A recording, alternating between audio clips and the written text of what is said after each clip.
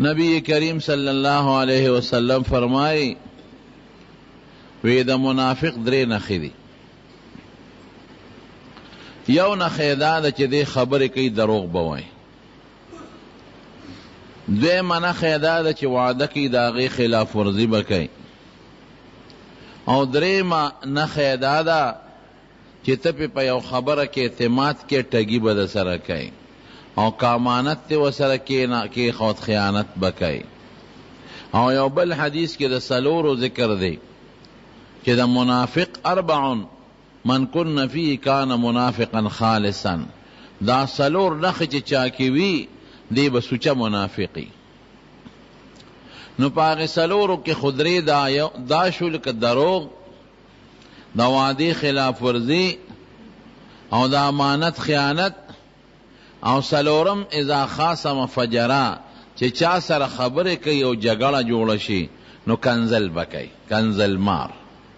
نو دروغجن سړی منافق دی، کنزل مارم منافق شو، او وعده خلافم منافق شو، او خیانتګری سړی دام منافق شو. دا د حضور پاک مبارک فرمان دی. نن دته د دې لومبۍ خبرې بیان کوم د دروغو متعلق. دروغ ډېر لوی جرم دی. نبی کریم صلی الله علیه وسلم فرمای چې کم انسان دروغ وای د ده د خولې نه یو څښا بین روزي، هغه څښا بین دومره خطرناک دی چې یو میل د ده د خولې نه بدبویي خورېږي. یو میل. نو چې یو میل د ده د خولې نه بدبویي خوره شوه نو انسانان خو پې نه پوهېږي، فرشتې پې پوهېږي. نو فرشتو له څونه ضرر دی، او دا فرشتې به ورته څونه خیرې کوي چې ظالمه لکه یو سړی ډیران راوغورځوي د چا مخې ته یا د چا د کور مخې ته راوغورځوي، نو دا سړی ورته څونه خیرې کوي ظالمه مونږ دې په بدبویۍ باندې خراب کړو، او دا ډیران دې د ما مخکې راوغورځو ما له دې بدبویي راوسته. دقه رنګې فرشتې به م ورته خیرې کوي چې ظالمه د خولې نه دې داسې ګن راوویسته چې مونږ دې په بدبویۍ برباد کړو.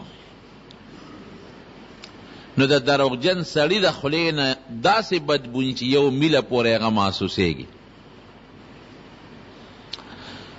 دروغ متعلق قرآن شریف کې الله فرمایي چې څوک دروغ وایي وی په غیر د الله لعنتي الله وایي، او لعنت د خدای د رحمت نه لرې کېدو ته وایي.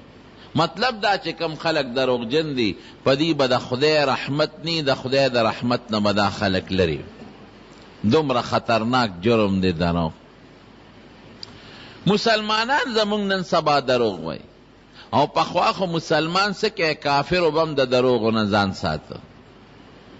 نبی کریم صلی الله علیه وسلم چې کله د هجرت په سفر روان دی او حضرت ابوبکر صدیق رضی الله عنه وسره دی، نو حضرت ابوبکر صدیق خو به خلکو پیجنده بازی او اب نبی علیہ السلام به ونه پیجن. نو دا هغه نه به تپوس کو دا در سره څوک دی؟ نو حضرت ابوبکر وی یریدم چې که زه وایم چې دا فلان کی دی او زمون ښکلی پیغمبر دی نو هسې نه څوک تکلیف ورته ونه رسوي، او که چرته ده ویم چې نه غلط سړی یاد کړم نو دروغجن بشم، نو هغه به داسې ښکلې خبره کوله چې د دروغو نه به یم ځان بچ کو او حضور پاک به یم بچ کو. وی هذا رجل یهدینی السبیل، وی دا هغه سړی دی چې ما ته لار ښیي. نو ګوره خبره رښتونکې ده. د هغه مقصد دا و چې ما ته د هدایت لاره ښیي او ما ته د جنت لاره ښیي او د خدای د نزدېکت لار راته ښیي، او خلکو به دا مقصد غشته چې دا ظاهري لار ورته ښیي، دی لار ښودونکې د رهنما د لارې د لار ورته ښیي، خو د دروغو نه به یې ځان ساته. سراقه ابن مالک چې کله دا د مکې په بدماشانو کې لوی بدماش نو چې نبی علیہ السلام مبارک د مکې نه الله محفوظ وویسته، نو دی کافرانو د حضور پاک په سر مبارک کې د سلو خانو انعام وویست. وی که چا پیغمبر علیہ السلام جمدی راوست او یې د هغه سر راوړو نو موږ به هغه له د 100 اوښانو انعام ورکو. نو قمقل وکن چې تاسو گیر چاپیره ولاړ وی حضور پاک دنه خدای محفوظ وست. ځکه حدیث پاک کې راځي دی د شپې ورلل په نبی علیہ السلام د کور مخ کې ودرېدل وی سار به دې روزي نو د هر قوم نه پکې یو کس شامل او تورې وسره په لاس کوي وی په شریکه به پې غزارونه وکړو نو قوم به د چا نه بدل اخلي. نو چې حضور پاک په خپل بستر سم لاس نو جبریل علیہ السلام والا راغی وی ته خبرې وی نه ولې وی کافر خو درنه گیر چاپېره تودې او ټولې لارې درته نیولې دي او تورې ورسره په لاسو کې دي. وی څه به کوو وی د الله حکم دی چې کله شپه پخه شي نو روزه او یو موټی شګې به راوالې او دا به ووې سواء علیهم اانذرتهم ام لم تنذرهم لا یؤمنون دا آیت به ووې او شاهت الوجوه دا به ورسره ووې چې د دې مخونه د خدای تور کړي نو دا شګې راواله او دا ورونو له نو دوی دا ستا شګې به الله د دې کافرانو سترګو ته ورورسوي او تا به ته خدای محفوظ وباسي.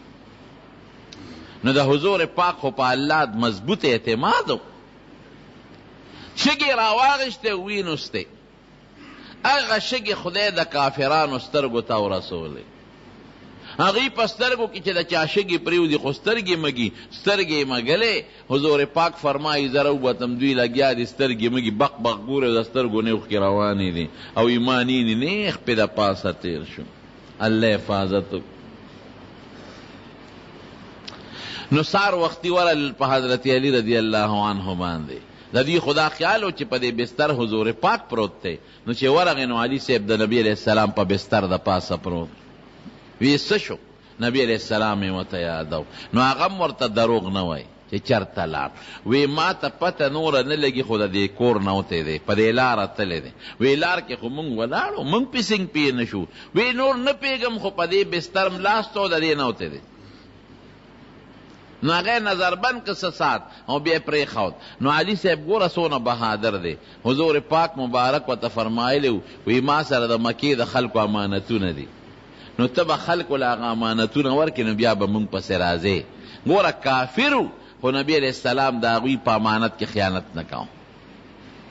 نو ظالمانو ته پتم و چې مونږ بق بق قتل او خدای رانه ویس حفاظت یې وکړو نو بیا مونږ کوم ځای رانوي شو خو هغه خپل سکیمونه او سازشونه یې نه پرېښودل. نو د 100 اوښانو انعام یې ویست د حضور پاک په سر مبارک نو چې د انعام یې ویست سراقه ابن مالک وی مې چې د انعام خو به زه ګټم خو دا به څنګه ګټم وی یو مجلس کې ناستو وی دې کې یو سړی راغی عمده باس چلیږي د نبی علیہ السلام چې چرته لاړ او کم ځای به یې او کم طرف ته لاړ وی هغه سړی وی چې د دریاب په غاړه مې یو څو کسانو لیدل او ورسره اوښانې دي دوه او په هغې روان دي او دوړې ختې.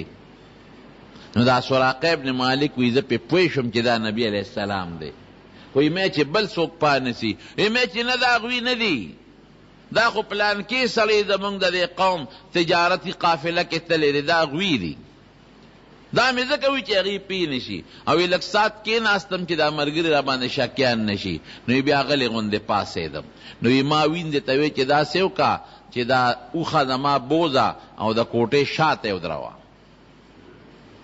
اس بوزه د کوټې شاته ودروه او زه په دروازه راونوتم چې څوک را باندې پی نه شي نو کوټې ته وختم او د کوټې نه په شا باندې نیزه مې په ځمکه ولګوله او کوز شم په نیزه مې ځان وښویو او پاس سور شم اس مې ورپسې وځغله یو ځای ته ورسېدم هلته نبي علیہ السلام مبارک او حضرت ابوبکر منځ کوي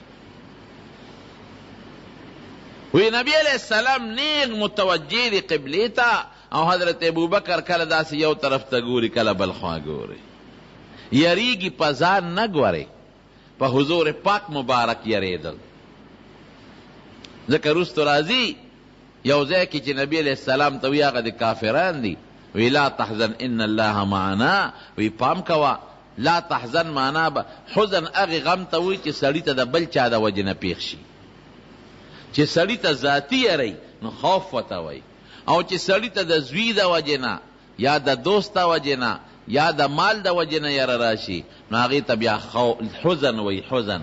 نو موږ د لا تحزن معنا غلطه کوو. خلک یې دا معنا کوي چې مه یریږه، هغه د لا تخف معنا دا ده چې مه یریږه.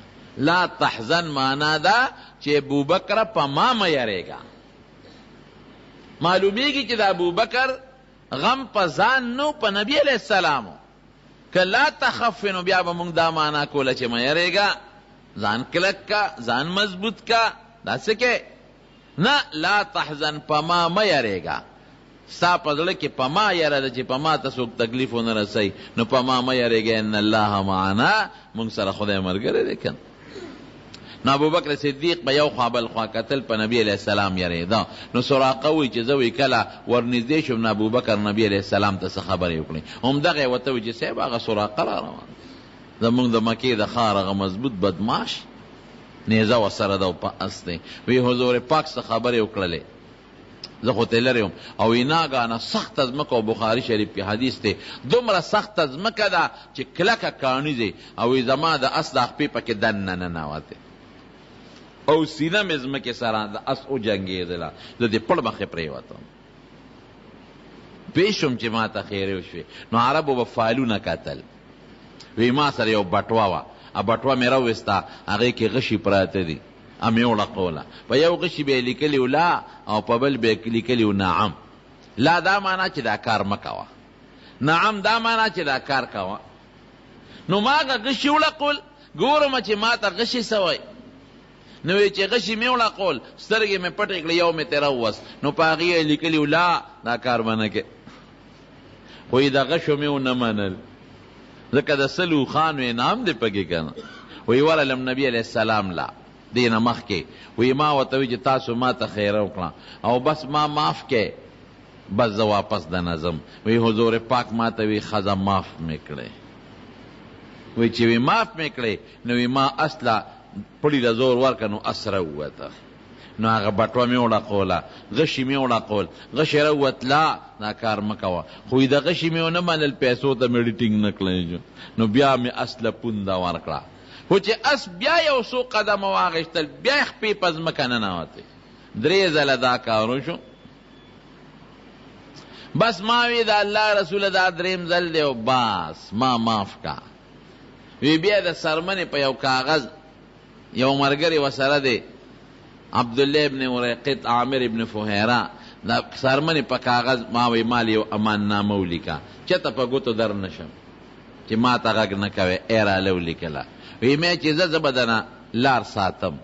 ګوره کافر دی، د حضور پاک د سر دشمن دی، د مبارک سر. نو چې په لاره را روان دی، نو دا بدماشان په نبی علیه السلام پسې خواره دي. نو دی ورته سوی